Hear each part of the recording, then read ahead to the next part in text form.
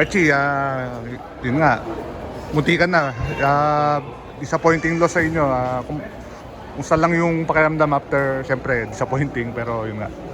Yun nga po, sobrang sakit para sa part po namin. Nandun na po kami. Pero ganyan po talaga yung basketball. Minsan talaga kailangan maka-experience ng ganun para maging better. Para, yun nga, pagdating ng sa susunod, alam na namin yung gagawin namin. Yun nga, congrats sa Ginebra po na binigyan kami ng gano'n na experience. Yun po. Archie, binigay mo lahat ngayong gabi. Talagang big shots, siyempre, depensa mo. Yun.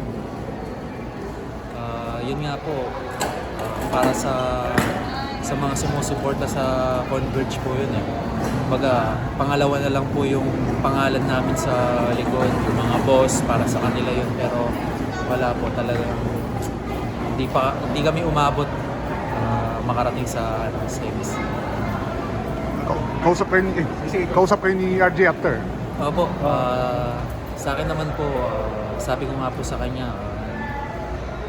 trabaho lang. Yun nga, sorry po ako na hindi ko naman talaga intention na galing nga, manakit. Pero yun, at least napaliwanag ko naman po sa kanya. And sabi ko sa kanya na, Jay, sorry, naging trabaho lang. Actually, yung foul lang kanina with RJ, ano lang yung nangyari doon din, anong reaction ko sa nangyari kanina.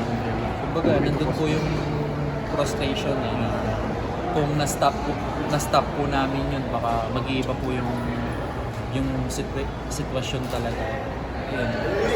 Talagang wala po kami magagawa. Yun yung desisyon ng referee. Pero Archie, with this yung talo na dikit, one stop away from advancing to the semifinals, do you see yung potential ng team ninyo sa mga susunod na conference? Malaking tulong po sa amin to na binigyan po kami ng ganitong experience.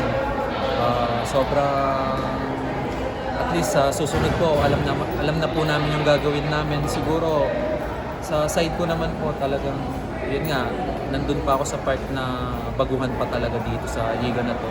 Kaya at least sa susunod po, alam ko na yung gagawin. Alam na po namin yung gagawin. Merry Christmas po. And Happy New Year. Happy New Year.